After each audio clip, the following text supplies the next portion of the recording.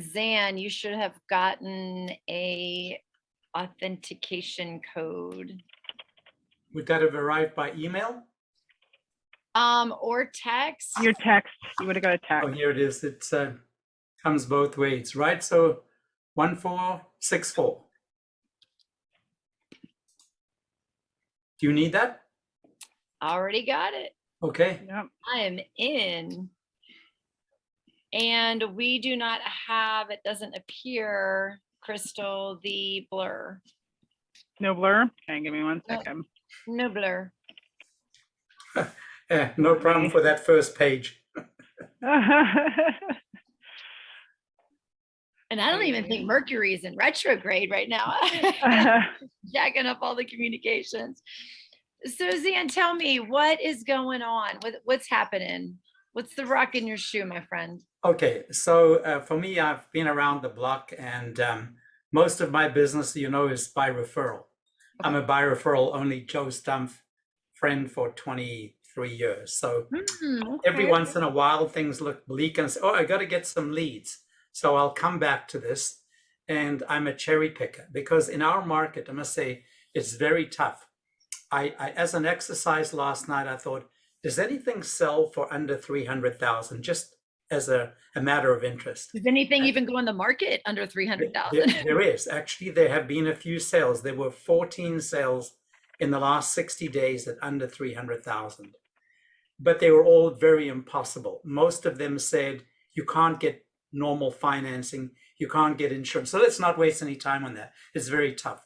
Yeah. So our market is probably one of the craziest in North America. We're sitting at a 22% appreciation over last year. And as an example, so all of the 700 to 800,000 condo buyers I was working with in October of November of last year now have to be 900 to 1,000,001 buyers. So if you can only barely qualify at 800, you're not in the picture. And it's like, this is me. Oh, that's just too much work. I don't, I've had a few calls and I've reached people and then they're just looking and their credit is bad and all the rest of it. So, but I have, on the odd occasion that I've managed to see you, you're just terrific at getting to people and asking them the questions and qualifying them quickly. I tend to speak too much, trying to help people rather than, okay, you're not going to make it, move on. I'm always trying to help people when I can. And yeah, you try to do that for the long term. Because my record is 5 years from when I met somebody online till them not buying but selling. And the fastest is 10 days from the day I met them till they moved in to a luxury condo. So it's in everything in between. Mm-hmm. So really that's in a nutshell is we have a very challenging market for buyers. We're desperately short of listings. And of course, I've been trying to look at, well, who's ready to sell? And that's probably where your skill set comes in because you can delve in better than I have, just because I'm not rehearsed. And the other thing, a lot of the calls, as I was telling Crystal earlier, are not recorded in AL. I have multiple systems. I have 4 CRMs, and I'm trying to shift to AL. But as you probably know CRMs, I used to teach CRMs from top producer down and so on. I really understand them. None of them are perfect. Exactly. And I get asked all the time, which one should I use? This one. And I say, the one that you have, right? Because that's how it is. But unfortunately, there's some things in AL that's still not quite there for me because they don't sync with the calendar as well as I would like that some of the others do. So I'm trying to find a fix. But now I'm committed to, for these kind of leads to stay in an AL and use the dialer. Because I have other dialers. Okay. And I'm just hoping I'm not going to get dialed while we're chatting. So if you do see a green thing pop up, well, actually it won't be on your screen. I'll just try to get rid of it as quickly as possible. Gotcha. So what is the biggest thing that I can help you with today? It's always getting started. It's making the first call, which, you have to sort of get up that energy. Oh, I've got to do my lead gen today. That's I don't know, the people have been trying to coach me for years to do that. But more importantly, as I said, is to get to the nitty gritty, to abbreviate the calls and move on, because obviously if you can speak to more people in a session, you're greater chance of actually finding somebody that's going to do some business soon. For sure. And the law is in the numbers. And, Right. you know, the industry has so driven that message of speed the lead, speed the lead. They have forgotten the consistency of working the leads. And that, I think, is that message that we really need to hone in on, just so we can remember the importance of just being in there a little bit every day. It's not how much time do you spend in there a day, it's how often you're spending in there, if that makes any sense. Because Yeah. if we create a habit, it's easier to create a habit of 10, 15 minutes a day versus sitting down for 2 hours and poking out your eyeballs and not enjoying the process. Yeah. And add to that, though, because the follow-up is the critical part. And this is where I need Crystal's help, because I must have a mental block, because when I've spoken to somebody and then I'm looking, well, where do I put them so that I need to speak to them again in X days, X weeks, X months? I'm still not following that. If they're a hot lead, I make them a task, and that I do sync with Google Calendar, because then it'll pop up. Yep. But if I were to do that I'd have a multicolored calendar with, no time. So let's spend some time on that. Do me a favor. I had to send you another authentication because the blur wasn't showing. So I had to go incognito. I want to see if I can get it to show up this way. Okay, let's just go there.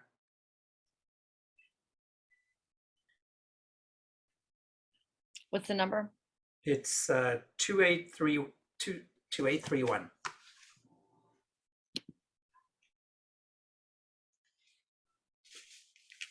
Yep, it's there now. Okay. So what transpired when I was in my own process of not calling leads? I had to create something to divert where my thought process was when it came to not looking at the notes and needing to be efficient, because I wasted a lot of time looking at notes, thinking that I had to be completely prepared to have the conversation when they answered the phone. And I was always looking at what they were looking at. I was looking at what the last conversations were, and I was doing more just shit than I was actual taking action. So that's the reason why I developed the call filter, so that my brain could say, okay, I got to get through these 15. I could get through these 20, because I love my little online games. I love my little matching games. I love my solitaire. And because you can go in, you can play a quick solitaire game and whoop, you're done, you're out, you played a game, you feel better, and then you go about your day. And that's really what I needed to create with calling leads.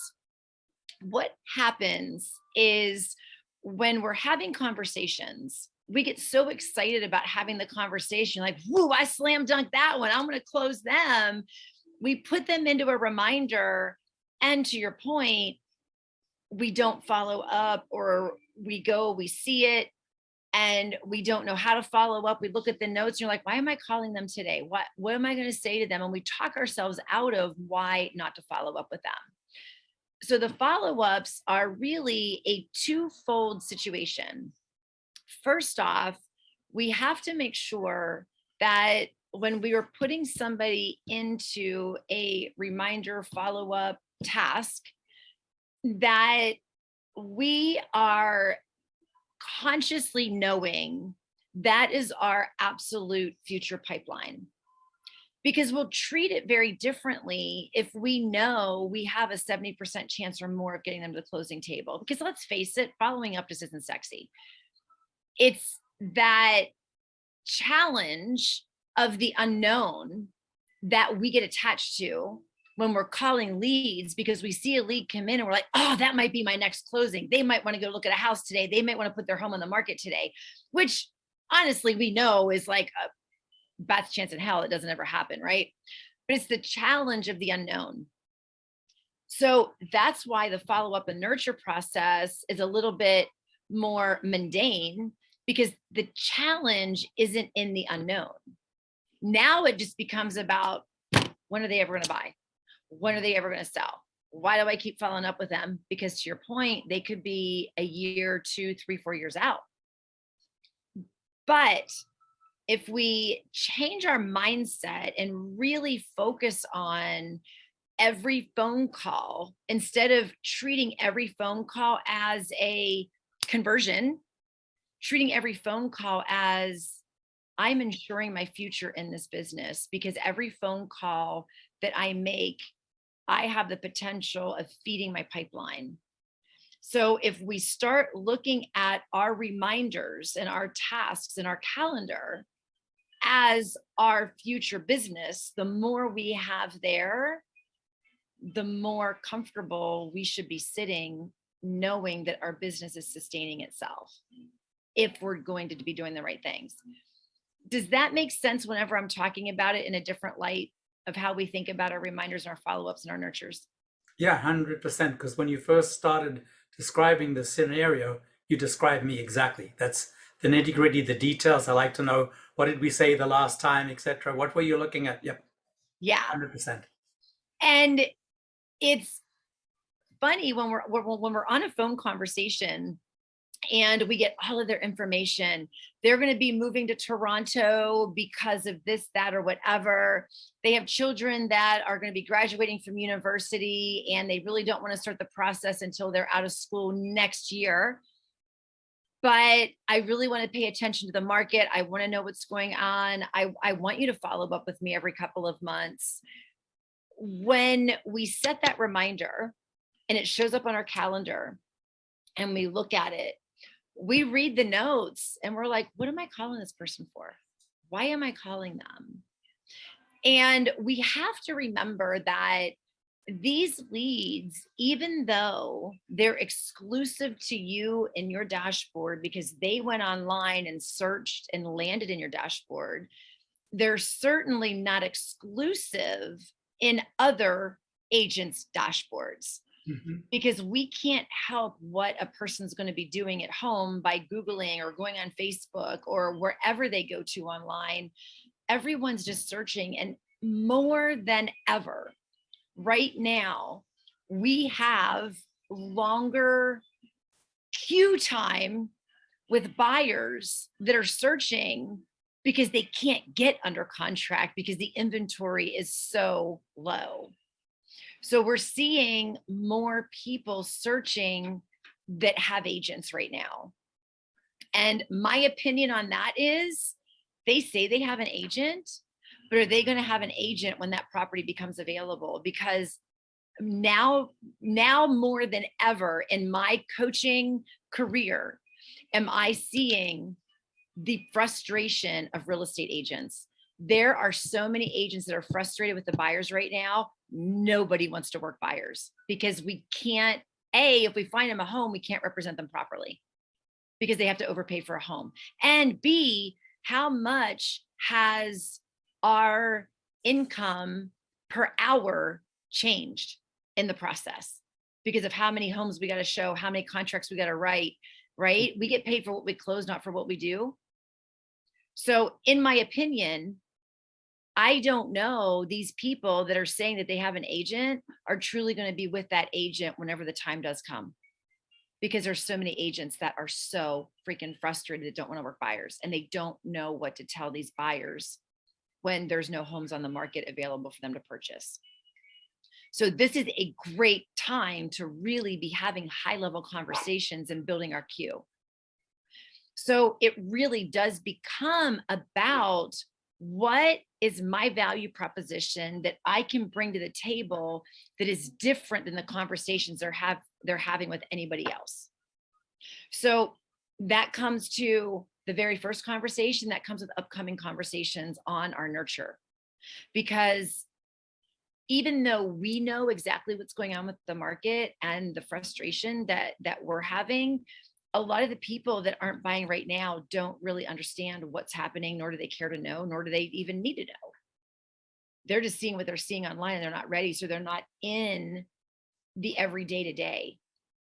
So those are the conversations that we need to be having with people and encouraging them to stay, right? Once we have the conversation and we find out where they are in the process, our next major objective is keeping them active in our site so that they're not out searching someone else's. So it's having that conversation to be able to, hey, Zane, I'm just checking in real quick. You don't even need to call me back. Just want to make sure that you are getting the emails that we're sending over to you. Gosh, I want you to make sure that you're paying attention to the amount of homes that are available on the market right now. Because what's going to happen when our market starts to shift? What are we hoping is going to happen in the spring market? A little bit more inventory, right? So, Mr. Buyer, what I want you to really be paying attention to the emails that are going to be coming to you. And this is how we can prep the conversation so that it makes the follow-up a little bit easier. What I want you to be watching for is you're going to be getting updated on homes that are coming on the market over the next weeks. What I want you to watch for is the amount of homes that are coming available when those emails come out.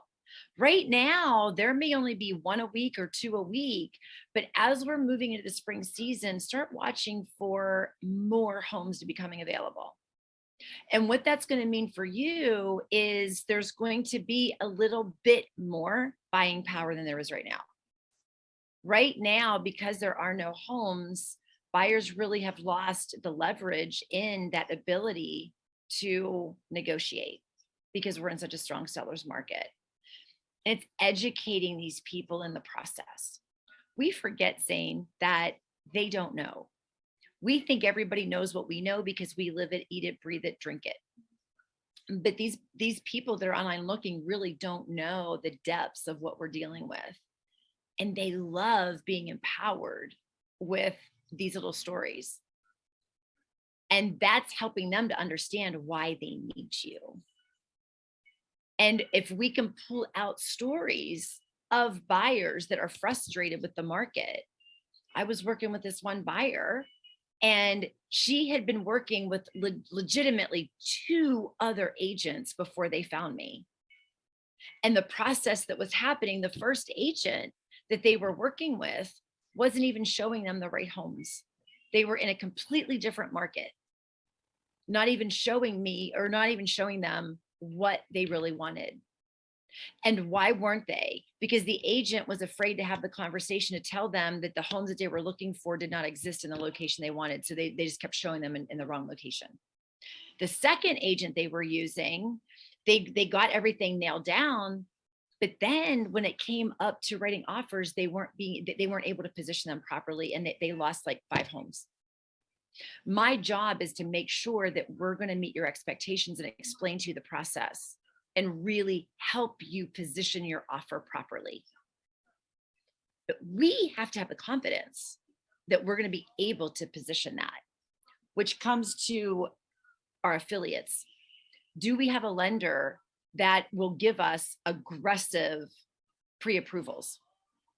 Are we able to write a cash offer if they're going to be doing financing? Are we able to shorten any contingency times or remove contingency times, working with our lender partner to get something to closing? If we need, can we do, like here in the States, if they are fully approved and gone through the process and all they need is the confirmation of the address, we can close in 14 days-ish. So we can literally write an offer without a financing contingency, and we can do like a 9-day appraisal. So yeah, just to put that into perspective here, 2 things. That when people are looking, let's say between 6 and 7, and they're getting the listings from the 7, from the system, the reality is they're selling between 7 and 8, which is not their budget. Yep. And I have not written a conditional offer in 5 months. They're all firm, no contingencies, unless it's a condo with a status certificate and it's 24 hours. So yeah, absolutely understand all of that. Perfect. And another piece that you might want to also look at in your market is, to your point, the escalations are so drastic in price changes that I'm seeing listing agents overpricing properties because our buyers are right now conditioned that If I'm approved at 700,000, I got to look at $600,000 homes to get to the 700,000.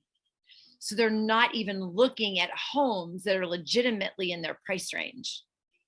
So we're seeing all over the states, they're overselling. In fact, my future son-in-law did it with one of his investment properties. He did not listen to me. He bought a property in a different state, and it should have sold at 450-ish. He listed it at 475, thinking he's overshooting the market. He was on the market over a month, had to drop the price to 425. It took the buyer's eyes off of it because the days on market escalated, and he got 425 instead of 450. But if he'd have listed at 400, he would have had the multiple offers and went 450. Yeah. So look at your market conditions and look at, because that's a strategy we're using here in the States. And I'm like, oh my God, we're going about this all wrong. Let's look at properties that are over your price range. And then we're going to have some power in negotiations. If they're on the market for over 2 weeks and they haven't gotten an offer, they're overpriced. And it's just talking about little things like that with our buyers. And another piece of what we can do, because everybody wants listings right now. So nobody wants to procure the buyer because it's exhausting. But if we procure the buyer, it gives us that leverage to go out and get the listings.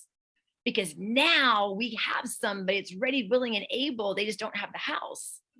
So if they have their search narrowed down to a specific location, to a specific school area, to a specific subdivision, a specific amount of bedrooms, bathrooms, criteria, whatever it may be, that empowers us to go in and do a little bit more work into the multi-list. So we can do a few different things.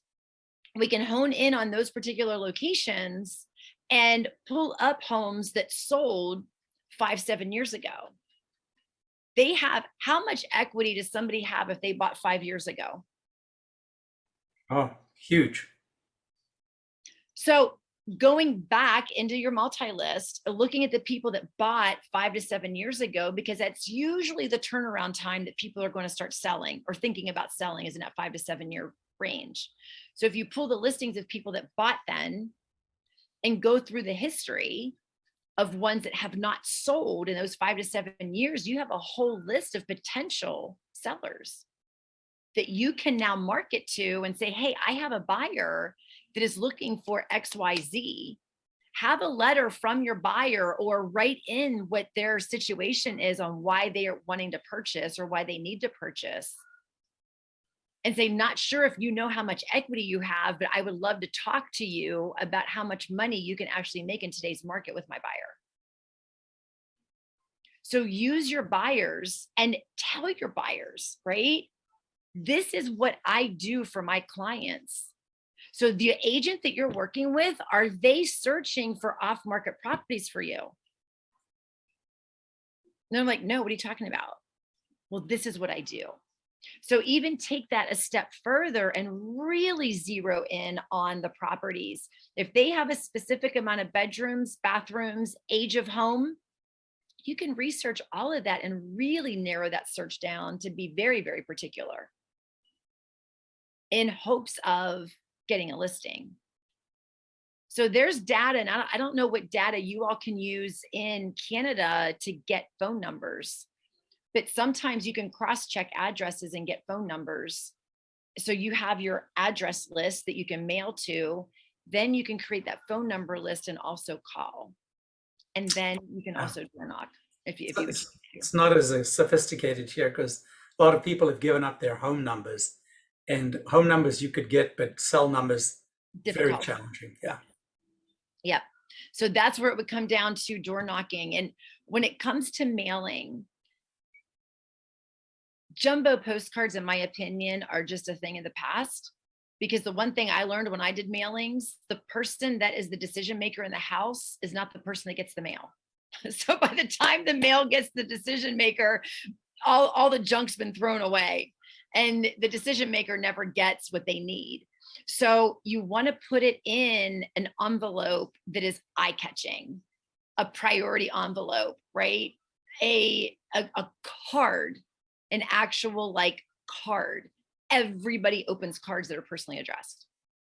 And I don't know about you, but all it costs is time to handwrite an address on 100, because if you're that targeted, Zane, on homes, you send out 150 to 200 cards asking them, hey, I have a buyer, I would really love to connect. If you're thinking about selling, you have tremendous amount of equity, whatever, people are going to open that. So your open rate is going to be 100%, I promise you.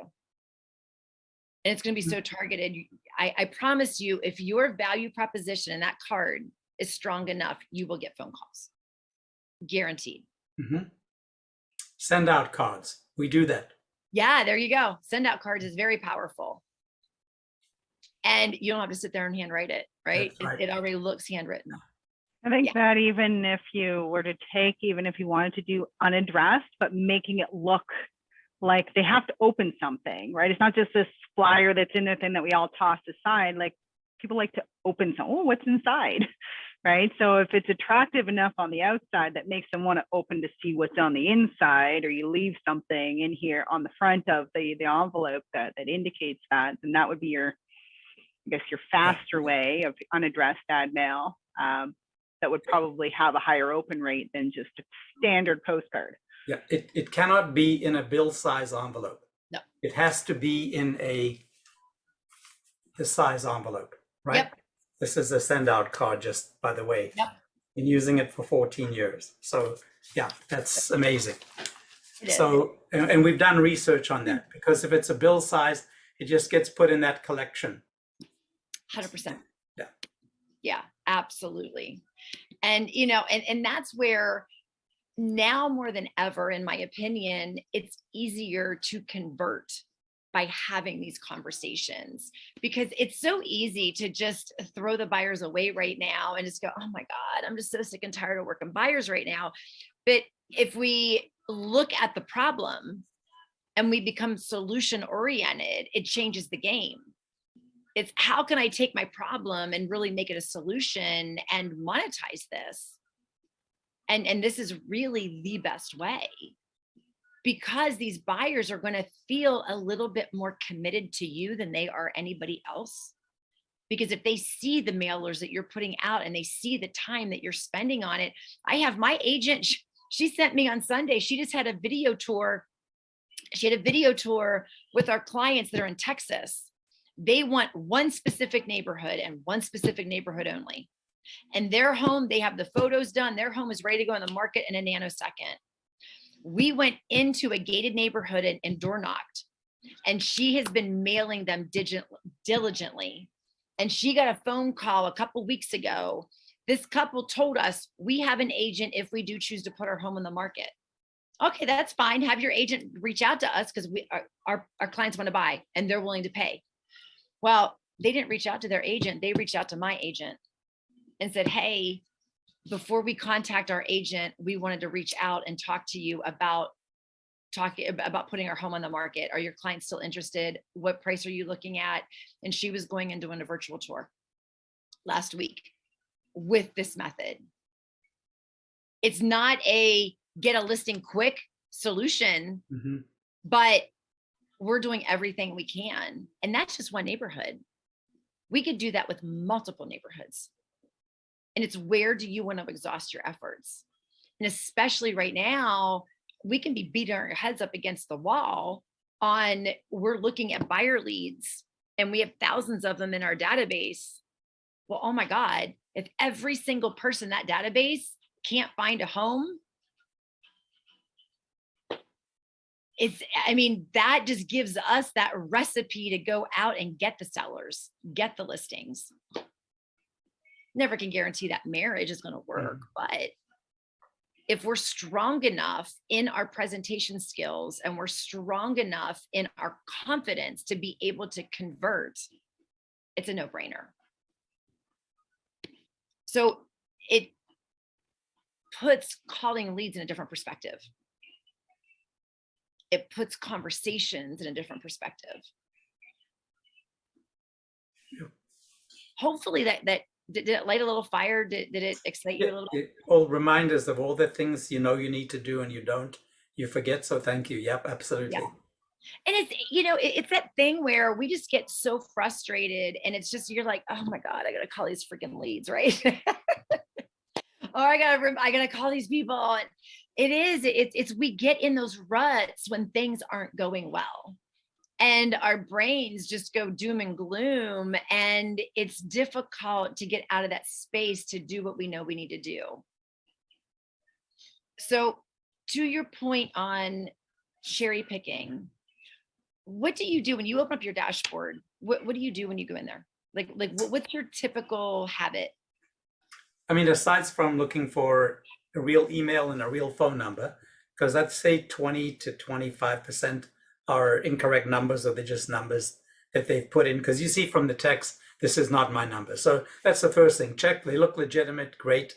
Then, okay, this is me. Oh, what, 500 to 600? Forget that. You can't even buy a front door in some neighborhoods here. Average selling price for a detached home in Toronto is about 1.9 million. Yep. So, and if it's just crazy. So, you look at that, you're like, oh, do I really want to run around, and where am I going to go? And then here's one of my questions: is when somebody comes in who's legitimate, got financing in the 6 to 7 range, I say to them, how far are you willing to move from your desired neighborhood in order to be able to afford a property? Mm-hmm. Because that's what it is. Like, forget the central core. How far east or west are you willing to move? Mm-hmm. And for some, it's an hour into completely different community. And then I just refer to my gang, right? Okay.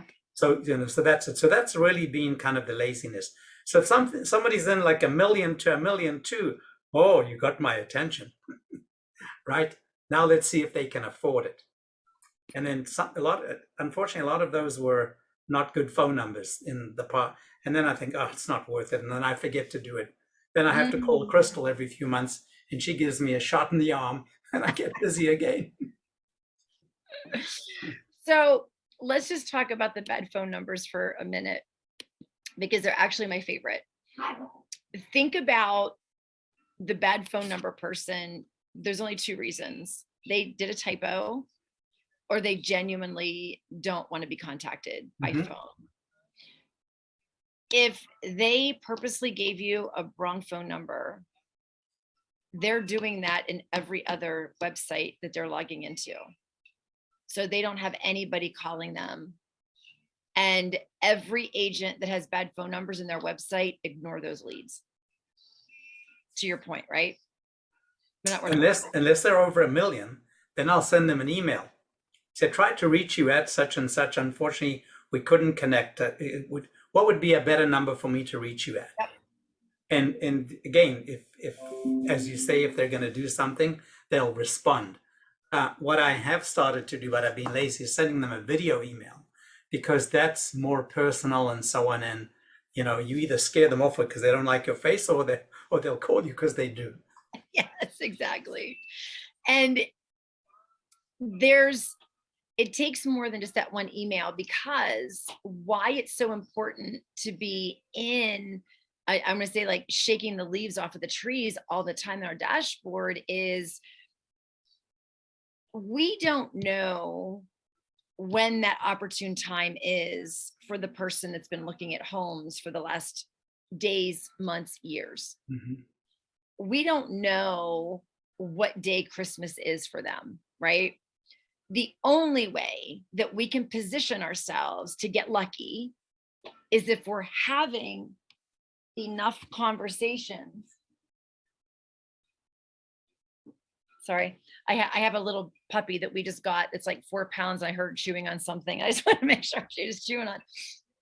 So in order to position ourselves to get lucky, we have to be working our leads, because that is what's going to put us in that, oh my gosh, time frame, getting them right at that opportune time. But if we're not working our leads, we'll never be able to get them at that opportune time. Mm-hmm. So when we're looking at bad phone numbers, if we send an email out today and say, hey, I'm trying to reach you about your home search, but they're still a year out or they're 6 months out, they're not going to respond.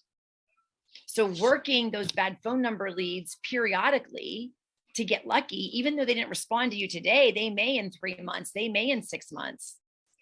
So it's having that system of, okay, I'm going to have a bad phone number campaign that's going to fire off about 6 emails over the course of the next month in the attempt of getting a phone number. After that, you can look at your bad phone number people that have been actively engaged and send something out. Hey, I see that you've been looking at some great homes, just wondering when you would be wanting to tour something. Don't go right for the phone number when you send that email out. Warm it up a little bit. Mm-hmm. And one of the emails that works really well is you can send it out and say, I had a cancellation. I had showings this weekend cancel with an out-of-town buyer. Is there something that you would like to see that's on the market? And that just kind of, oh yeah, I want to go see a house. And because all you want to do is get conversation going. Hang on one second. I'm sorry. What are you chewing on? Let's show you off for 2 seconds. Really cute. So cute.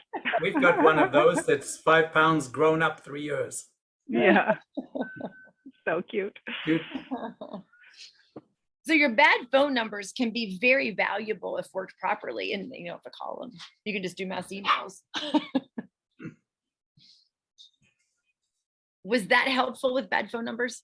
Yeah, always. And I'm sure there is a campaign. I think we addressed that in the system. I just have to activate them. There you go. And what in your filters, you can go all phone numbers that are invalid, and you can just pop the campaign on everybody all at one time. Mm-hmm. And then just see what leaves fall. So what I did go into your system, and let me share my page here.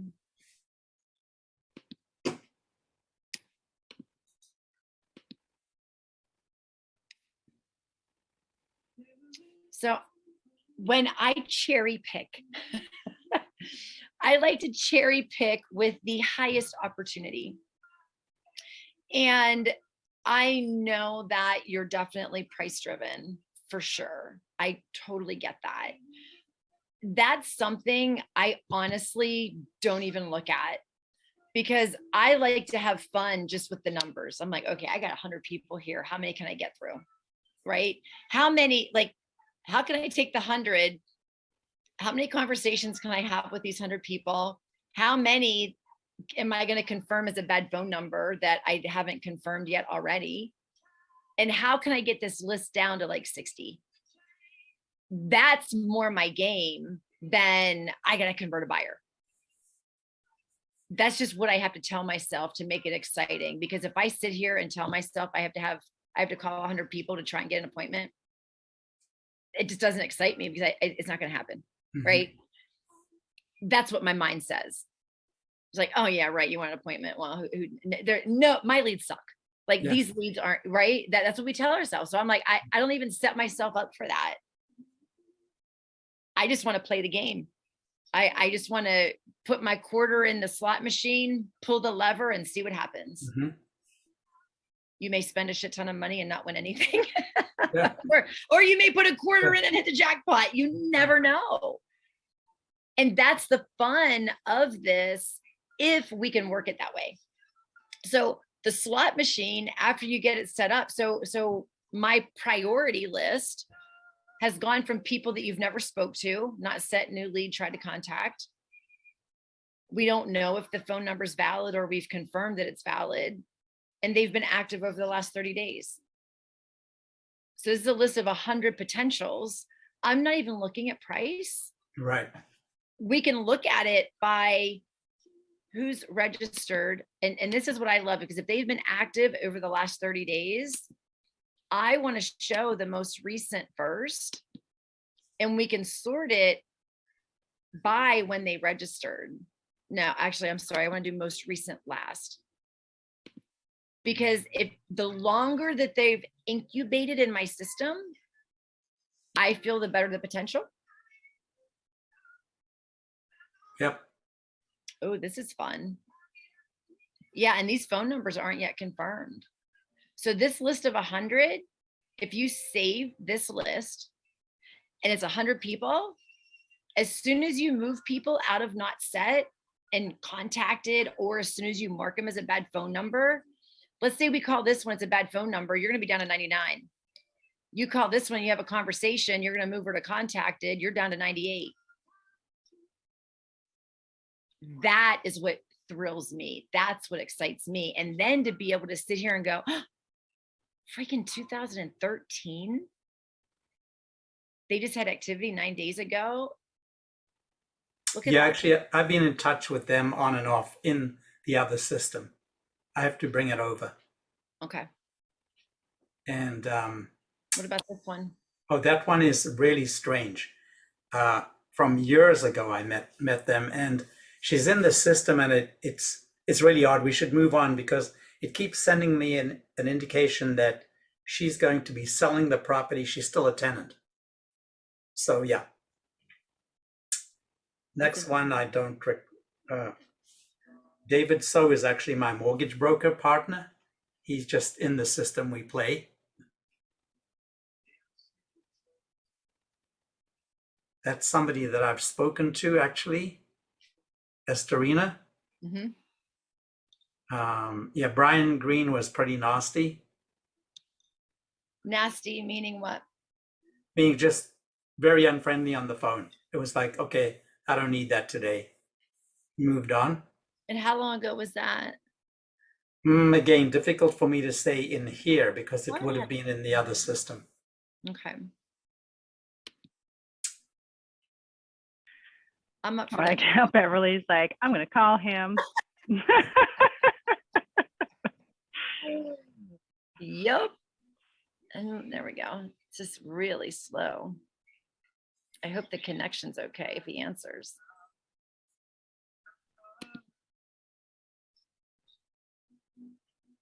Oh, you know, I'm an incognito. That's why it's.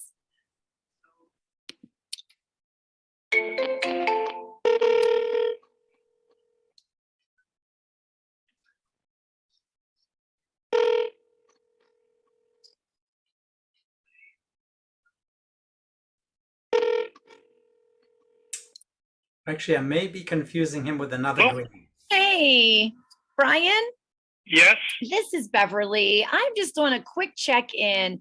You've been online looking at some homes in Toronto and just wondered if you have plans or what you might be looking for. what do you mean? Home for what? You've been looking at homes online, real estate. Oh, no. I just for interest, that's all. Oh, so no future plans? No. All righty. Well, thank you, Brian. You have a super day. No problem. Bye-bye. Bye-bye. Just looking for fun.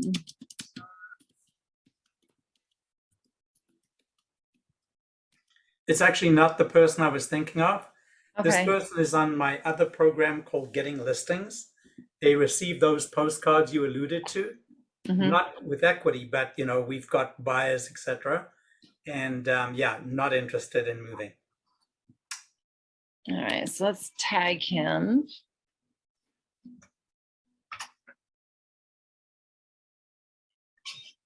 Do we have a no plans? And I think that one might be under future opportunity. Yeah, it's a not buying now one.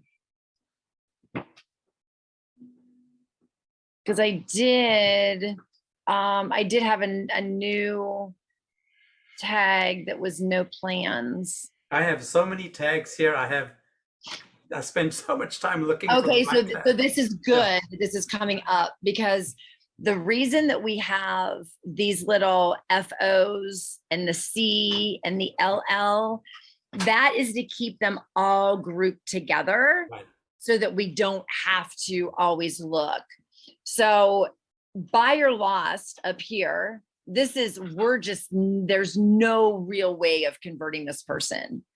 But I look at a database as this is data and it might be good for somebody at some point.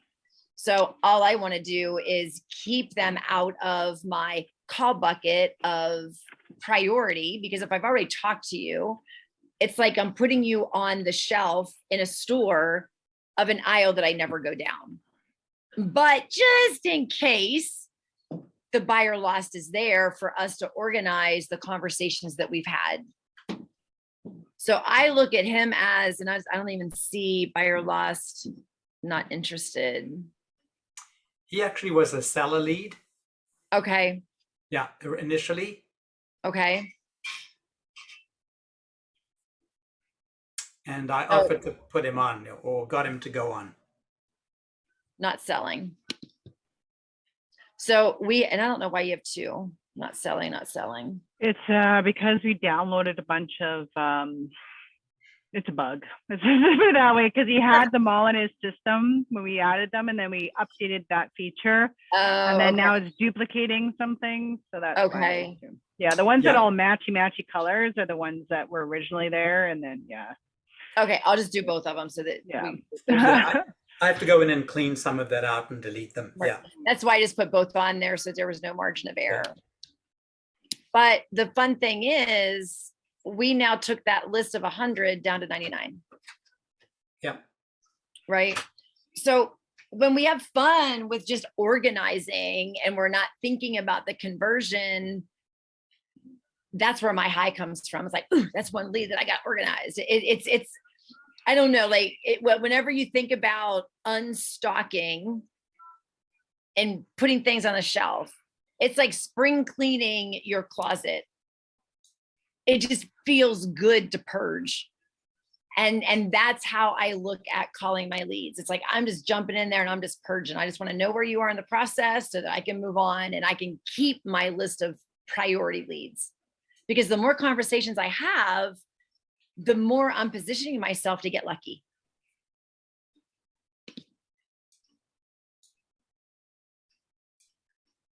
So it's always thinking about who would be the highest priority. If I want to cherry pick, who would be my highest priority people? It'd be people that I've never spoke to. And we can clearly see here, to your point, there's some of these that need to be reallocated somewhere else because you have had conversations. Mm-hmm. But they're actively looking for a reason, and maybe they just like love HGTV and they just like looking. Like someone like him, they just like to keep up to date with the market. Yeah, so like Damir is a good client of mine. He's actually an amazing story. So he's just in the system, but I'm in touch with him every like 2 months because we're almost friends. I got him his son a house, and he's not looking to move right now because of COVID. Similarly, the guy below, Mike Shapiro, got his mother a condo. He's not moving. I mean, he's just in there for fun. Mm-hmm. Go down, Marcy Weinman. Similarly, they have their house. She's not well. They're not moving until she can no longer live in a home. Okay. Esther, I can't remember at all.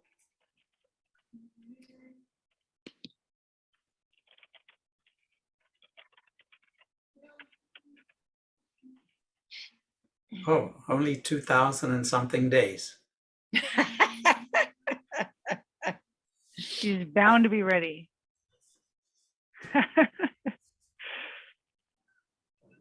So is this is like 1.2 to 4.6 million, or is it 1,250 for a rental? Yeah, that's oh, well, yeah, that's kind of odd. Yeah, it's 1,250. It's usually the million. If you scroll down to her search, you might be able to see that. Unless she's getting it through the back end. Look, if you go into the buyer tab down below, it might tell you without having to go into her search, because she's receiving listings through our previous platform. So go to the buyer detail info tab. There? No. Yeah. No?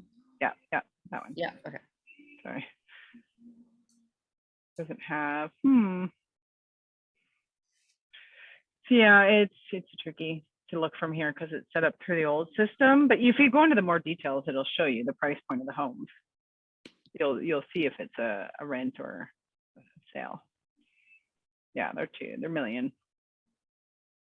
Okay, you got my attention.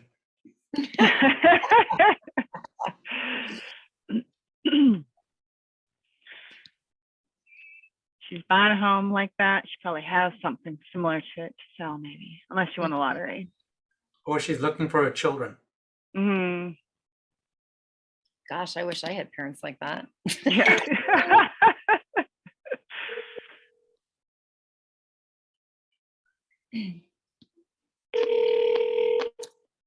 Hello. Esther. Hello. This is Beverly. I'm just giving you a quick call, Esther. You've been online looking at some homes in Toronto and just wondering if you have plans or what you might be looking for. No. I always look when I see something come up. I just do a comparison. But no, I'm not in the mood to move. Thank you. What about future plans? Are you kind of in your home forever, or is there a future maybe that you might?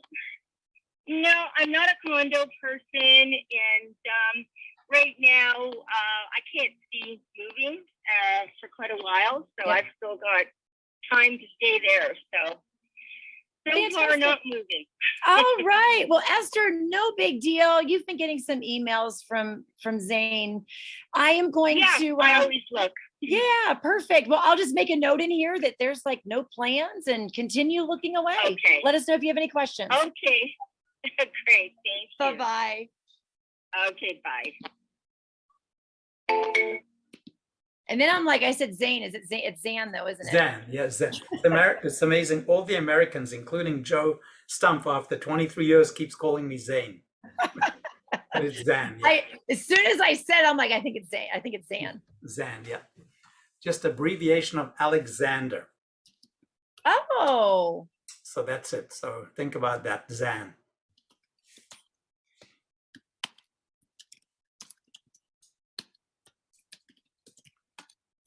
Well, and why I like went into a little bit more, like, is this your forever home, or do you plan on making it? I already lost her. She's not going anywhere. Oh no, I'm just looking. I have no plans. All right. It's like, well, I want to know, like, just tell me a little bit more. I don't care if you hang up on me at this point. I just want to know, like, a year, 2 years, 10 years. And legitimately, she doesn't know. She doesn't know. And I can say that I'm that person right now as well. You know, we have a restaurant a half hour from our home. My fiance just bought where we're living 2 years ago in June. And I'm like, let's just freaking sell and go rent. Let's just go rent by the restaurant. Because right now, right, our gas prices they're tripling here in the States. And when I'm looking at how much we're spending on gas, how much we spend on time driving separately because our time schedules are off, I'm like, what we're paying in our mortgage to what we would be saving, let's just freaking cash out and move. But it's just really a thought in process. What has to happen to make me move?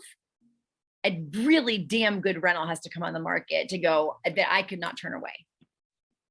So no conversation that I could have with anybody would expedite my process. Mm-hmm. No conversation I would have with anybody would change anything. It's just really getting all the feels, right? Because moving is one of those things where people do think about, and to her point, I don't feel like moving.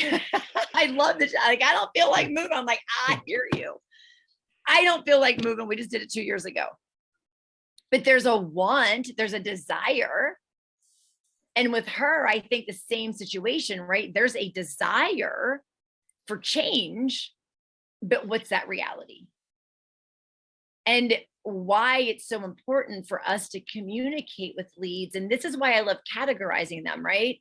Because when we make the call note on Esther and we're in a webinar like this in 2 years, you're like, oh my gosh, like you can go back to the tag of not interested or not looking and just revive that conversation, because the notes will reflect what you can even listen to the conversation because it's recorded.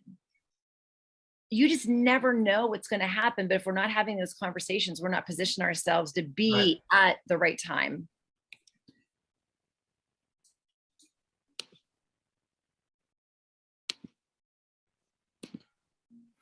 This is fun. We're 2 for 2.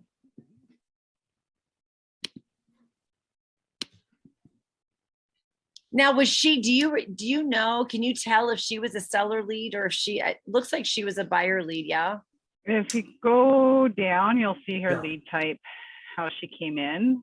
I think it was through the website. I think I had seen. But if you go up and go into the lead data, down, left, watch, down, is that how she came down. in? Or no? no, down, lead data, up. Sorry. Left. There you go. It'll tell you the source. You can't see the source, but that'll tell you. And then lead type. So she was a seller. So she came in through a street match. Street match. Yeah. Okay. So I would tag her as a not selling. Mm-hmm. Yeah. So that's a seller lead. So seller lost, not selling. And Yeah. and that's what I said, when you're categorizing, this is like restocking the Oreos on your shelf, right? We can go right to the cookie aisle and go right to the Oreos and right to the double stuff. Mm. So when we look at seller not selling in 2 years, and like I always look at my tags as my extra credit, because it's not something you're going to jump in here as a high priority.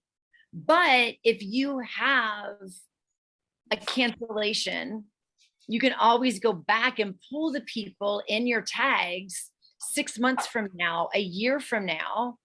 If you're just starting the tagging process, it becomes very valuable in the future.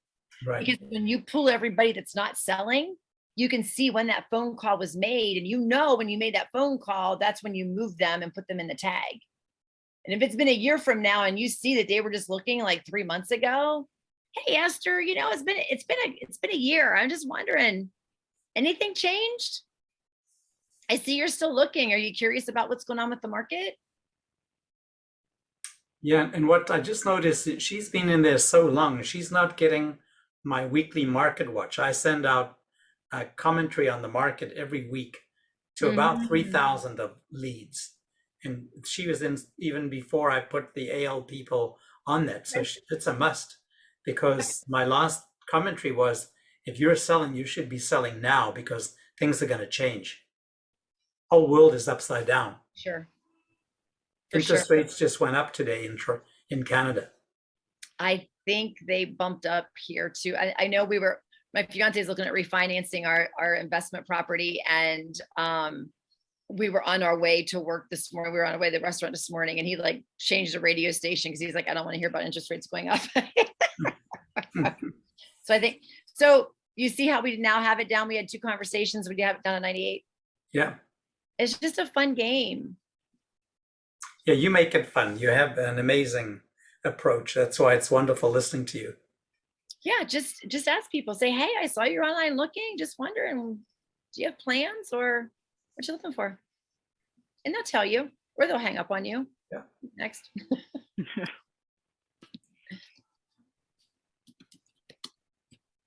So I'll save this for you. So now what this is, just remind me, what was that little box you're typing in? Oh, I saved that search. She saved it for you, so it's in your safe filters now. So when you top come that you use? here, in your, Down to I saved it personal. in your personal, so it's going to be right here. Today's call list. Okay. Yeah. Crystal, I'll be reaching out to you again for a lesson in that. I can't get that into my head. I got confused, and the last session you did was great, but yeah. Sure. Sounds like a plan. So you have 98 leads in a bucket that you can now organize that are, in my opinion, your highest priority out of your couple thousand leads. And even if you're like, oh, I got to put them on a market report, right? It's triggering something. Yeah, absolutely. So just that lead, for example, if I wanted to follow her up, where do I put her in that it'll automatically come back into my call list in, say, 3 months? So you can put the tag for quarterly check-in, and she'll go into your quarterly check-in filter. There you every go. 3 months. And that quarterly When does the date stamp? So today's the 2nd of, It's 3 March. days from the last, third, 90 days from the last time you called her. Okay, so We'll it is talk about 90 that later. days. It's, Okay. yeah, it's all based on days. All Yeah. right, so we have to do that by tag. Okay, Yeah, great. so if you tag her with quarterly check-in, then you'd be able to see. So it pulls up anyone that was in contact. You got Grace in there right now. Yeah. Right. So this is, what I look at as just coming in here and just touching your database. I'm Mhm. not the proponent of telling you to spend 2 hours a day in lead gen, because if you're just in here 10, 15 minutes a day, it's just that consistency, right? And Yeah, with this good many, point. leads, it shouldn't take that much time, honestly. Yeah, no, that's wonderful. With it. Yay. We'll have to do this again. Well, I thank you so much for trusting me with your leads. I always enjoy. No, we can definitely. Crystal, if Mhm. can't I'll find keep you on the another, list. I'll keep you on the list. And then that way, whether we schedule you in one of the coming months, or if I have cancellation again last minute, and you happen to be open, then we can yeah, definitely jump in. I'm usually good for cancellations. Just the rest of the month, I'm back in LA. So Okay. yeah, No worries. so It's all good. All right. So I might Perfect. see you in April. There you go.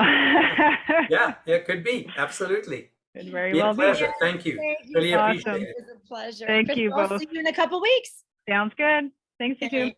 Bye. Bye. Take care. Bye bye. Bye.